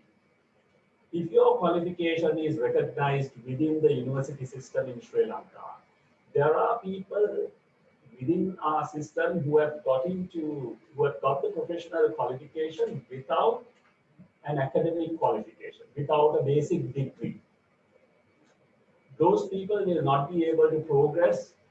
Those people will not be recognized in other countries, particularly in the Middle Eastern countries. If you are looking for employment, those young professionals their qualifications are not recognized unless you have done your basic degree. So you got to look at this very carefully, thinking of the future from an educational side. So please be mindful. And over to you, Arjuna. You have a question. Thank you, Delive, moderator. Sorry, two follow-up questions, because you said that you are in the task force, right? So this is a very focused 2 questions. One, is the government planning focusing the limited resources to put the online education into the remote areas rather than to cities, which is typically what's happening? So if there are focus to do that, number 1. If we don't have unlimited resources, we have to start somewhere. Number 2, along those lines, teaching in native languages, 2 official languages, Sinhala and Tamil. Are these focused happening? Yes. Actually speaking, government doesn't have any plans. Actually, government is depending on the professionals to give the plan. On the presidential task force and all, we have for each of the sectors, we have co-groups. Co-group for higher education, co-group for vocational studies, co-group for professional studies, and co-group for general education. All are professional experts in those areas. So we are asked to develop the plans, and then once the plans are done, we will go before the government and they will do that. When it comes to this this thing, that's what I said, the repository part of it. If you can develop the repository, then the repository is the one through which they will be able to access. Now, how do you access? That's an issue, because the students may not have the devices. Now, what we suggested, one of the things which we have done at the Open University, from my own experience, what I can say is, we have 28 centers throughout the country. We have 1 center in every district of this country. There is no district in this country where Open University center is not there. And all these centers are equipped with computer laboratories. We have computer laboratories with internet connections. And before the end of this year, all our centers will also have Wi-Fi connections. They're already there. Before the end of the year, that will be there. So these students who are there in those areas will be able to go to these centers and they will be able to access. So similar arrangements, now that is at the university level. Similar arrangements have to be done at the school level. So there are what are called Mahindodaya labs. I don't know what is the status of those labs. There are 1,000 labs throughout the country, IT labs, but they are a little older because they were created in 2019, 13 or whatever. There are NNSers and so many things are there, ICT places. It may be possible, we'll have to sit down and put everything together. That will provide, because any child in the rural area will not be able to use will not have the access. So these are the places where we provide access closer to the homes where they will be able to go and have access. So that is the solution for that. That is the solution we have. That is the solution Open University has practiced and is a successful solution. And we are saying you project it to the entire country in that level, so that will work. Coming to the Sinhala and Tamil language thing, that's an important thing. The LMS system which we have, Google, that has that facility. You can use put materials in both the vernacular languages. Now, recently, very recent, today also we discussed that, not today, yesterday, because the government has the IT industry in Sri Lanka, which is a 1.3 billion export industry, their target is to become a 5 billion industry over the next 3 to 4 years. And so they need personnel. They are saying they need 200,000 people are needed if they have to go to the 5 billion. And the government and the UGC have requested that the Open University to pitch in. So we are now at discussions, and hopefully we will be able to come up with a program in January. We will be taking 10,000 students at a time, and then what to do, because most of them may not have English language knowledge. What to do? So we are hoping all our lesson packages, at least at the lower level, the first year level, will be made available in all 3 languages. So it's possible. Technology is there. We need certain amount of interventions, human resource intervention and all. With that can be reached. I believe it can be done. So ladies and gentlemen, we are coming to a close. We've got another 5 minutes window. There are 2 questions who have already raised, and Ravi also. So we'll limit to very quick questions. One from the Karunaratna, then from the head table, Mr. Korale, and then we finally close with Ravi's question, the session for the day. Yes. You mentioned, Professor Nandusuri, that our numbers are not comparing well with other countries. So since the present universities cannot increase the numbers, this is the only way that you can increase. I want to ask you, what about the social, standards or the industry rating and preferences? Even today, though we have so many universities now, in computer science, the graduate passing from Murphy University, they get the highest preference, right? And most of them are offered jobs even with, just as they do the exam. So like that, even in schools, when you go for jobs, depending on the school you attended, there are preferences.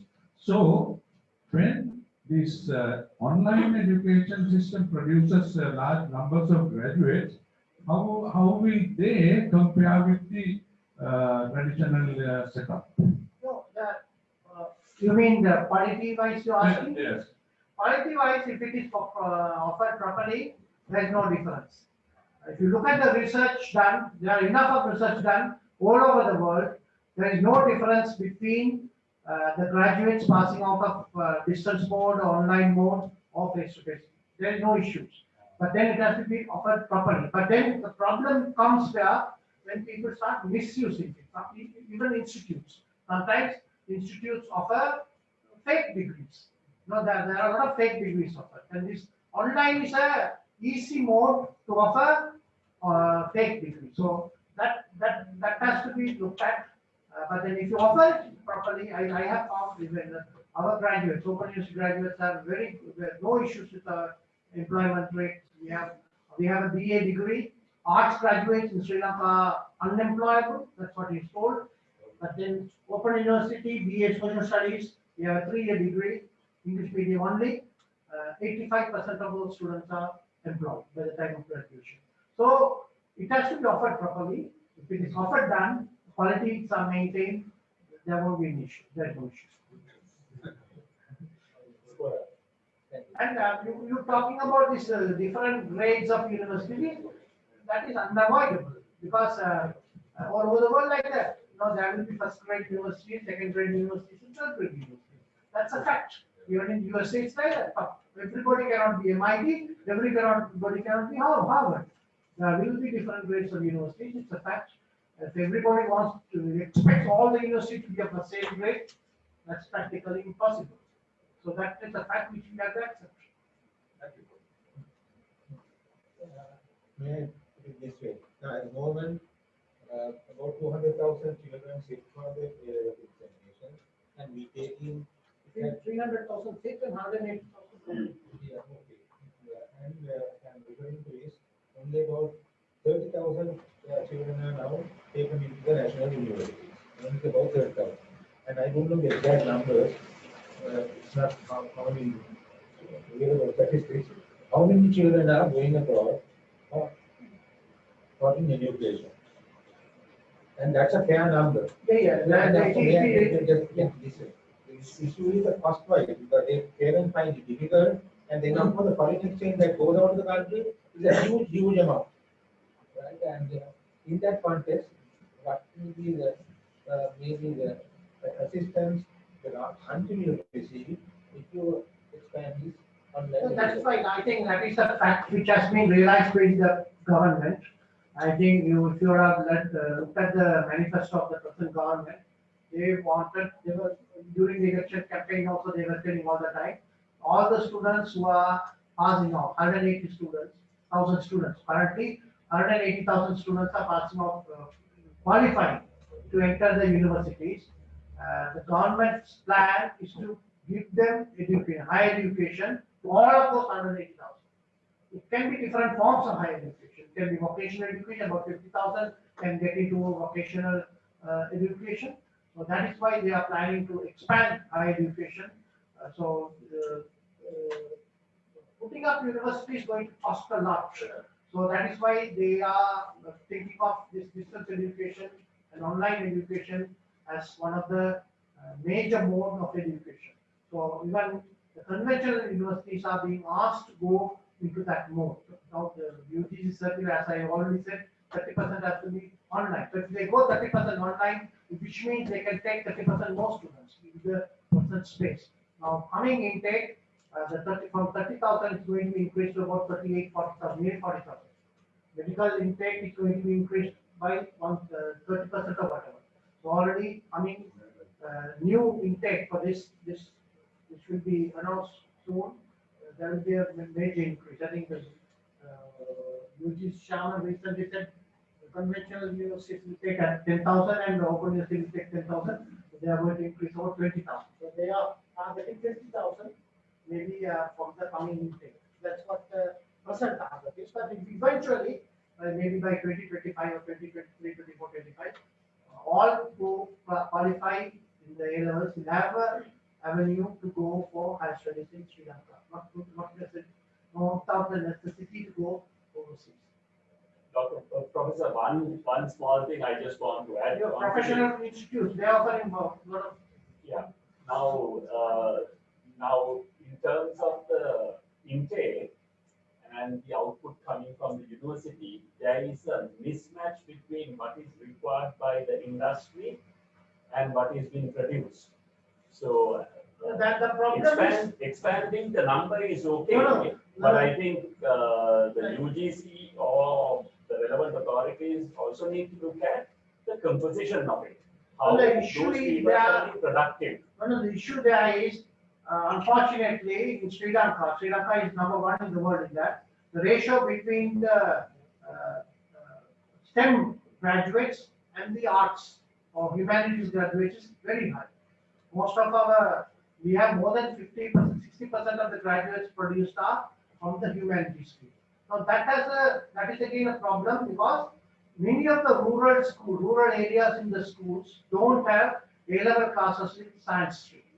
So if you go to Puttalam district, I'm told in Puttalam district, there are only 2 schools, so 1 or 2 schools which have A-level classes in science stream. So that is the issue. So because of that, more students are coming out in the non-STEM areas. So that issue is there. So this increase which is being proposed now is not in those areas. It is in the STEM area, and hopefully they will be able to be employed. Yeah, Professor, my question is more related to primary, secondary, and the vocational education. Actually, most of the education specialists say that our education system is not matching the current situations. It's outdated, most of the outdated. So if I go for the GDP, most of the GDP contribution done by the SME sector. Those MSC sector not supported by the education systems. If I go to fisheries side, if you go to any small shops, they are not supported by the education systems. But those who are the people give more contribution to the GDP sector. That's the one point. The other point is our education system is more oriented for the teachers dominated side right now. But if I go to the foreign countries, it has been totally changed.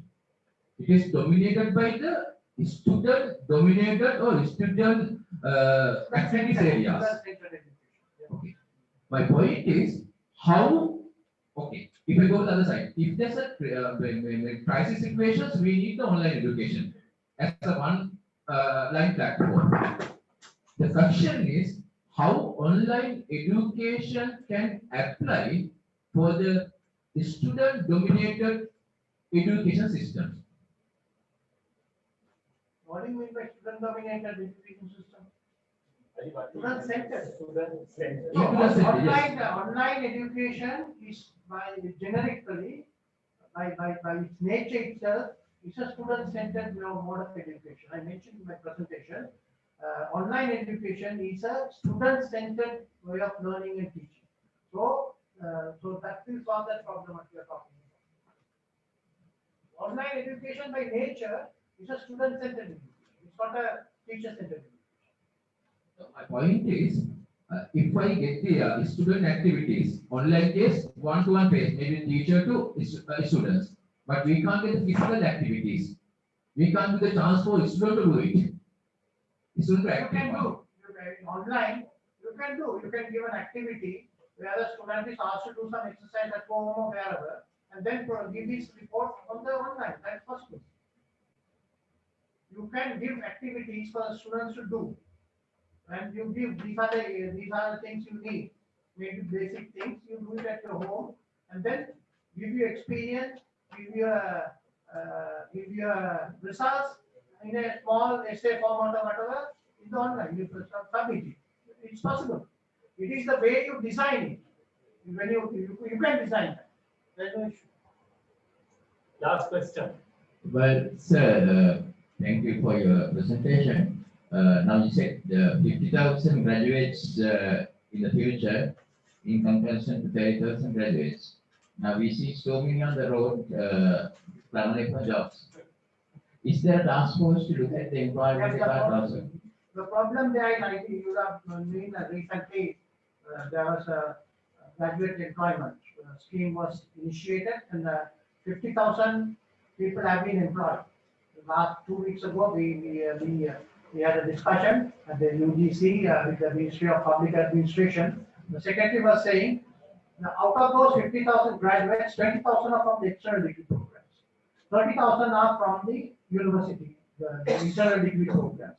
Out of the 50,000, 80% are women. 40,000 of them were women. So one of the theories is that these women, they did not want to get employed normal into the private sector or whatever. When the government, when the government offered a government employment, they are taken this. Out of these 50,000, 40,000 are women, 20,000 are from external degrees. External degrees in the art stream has now already been stopped. The UGC has given a circular and stopped. And now there's a consultant being appointed to go into this and see how this could be reformed. So, yes, what you are saying is true. But again, that is all loads of problems we have. One is that the university's funding is a problem, university funding. The amount of funds provided to the universities are limited. So when for the universities to run, universities want to earn. So every university is trying to have degree programs outside the regular thing, and then the money will come. Local University has BIT program, Colombo has BIT program. Most of the conventional universities have this extra degree program. That money which comes, the universities have freedom to use it for whatever purposes there. Can be staff development, or for research or whatever.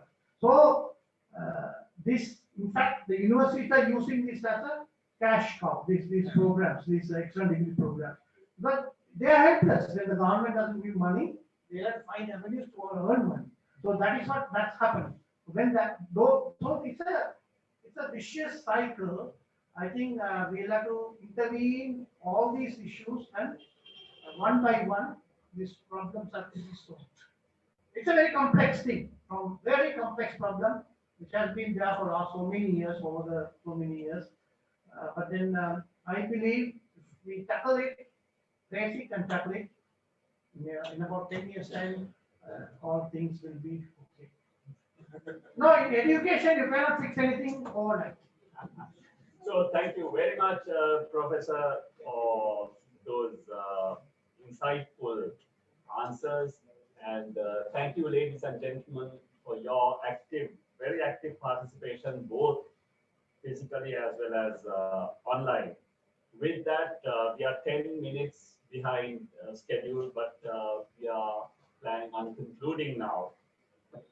May I please invite the president of OPA, Mr. Saman Varasavitana, to come forward to present these tokens of appreciation to the presenter today, Professor Aryadure, the Senior Professor of Textile and Apparel Technology and the Vice Chancellor of the Open University of Sri Lanka.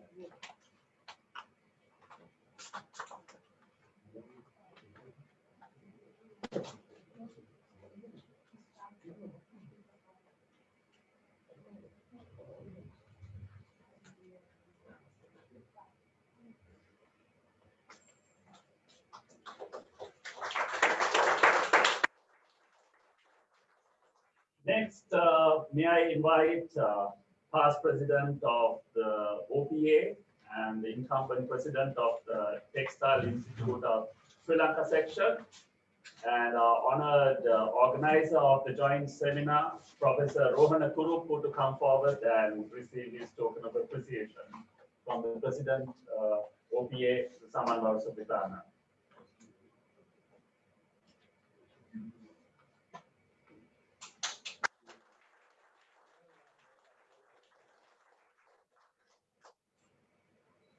With that, ladies and gentlemen, we are concluding the event, and I have the pleasure of introducing the party who would do the vote of thanks, who is none other than our incumbent General Secretary, Ms. Ruchira Gunasekara. Ms. Ruchira Gunasekara is a lawyer by profession. She's also the Vice President of Sri Lanka Women Lawyers Association. She's currently the General Secretary of the Organization of Professional Associations of Sri Lanka, and she's the first lady General Secretary since OPA's inception in 1975. Over to you, madam, to deliver the vote of thanks.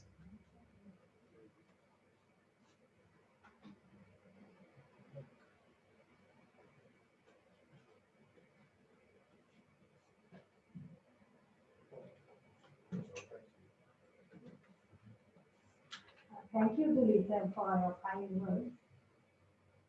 Distinguished members of the Executive, ladies and gentlemen, a very good evening to you all.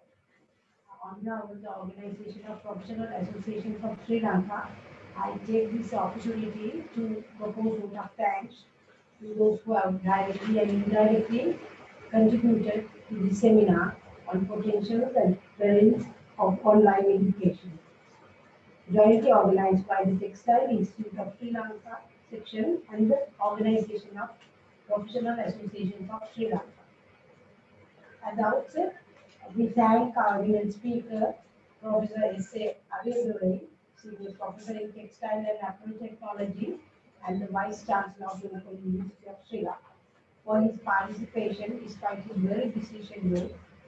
Thank you, Professor, for making an excellent presentation and sharing your valuable knowledge with us. Our sincere thanks to Professor Rohan Appu, one of our distinguished past presidents, for organizing this seminar for the benefit of our professionals and the participants. We would also like to thank Mr. Rajapur, the chairman and the members of the seminars, workshops and program committee of the OPA for their contribution and guidance in making this seminar a reality. Our sincere thanks to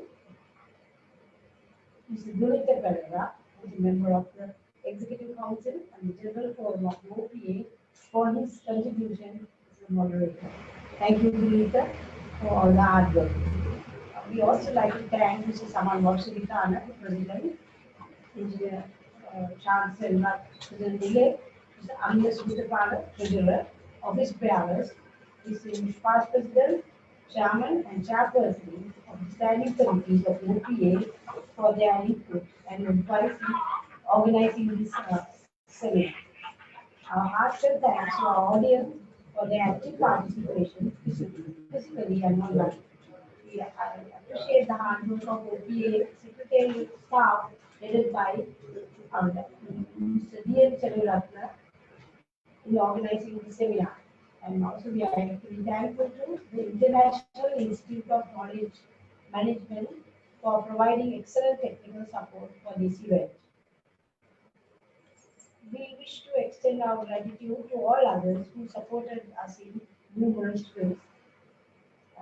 On behalf of the Textile Institute Sri Lanka section and OPA, it's my pleasure to invite you all for dinner at the OPA restaurant. So I thank you all once again. Good night. So, ladies and gentlemen, who is joining both online as well as physically, all good things must come to an end.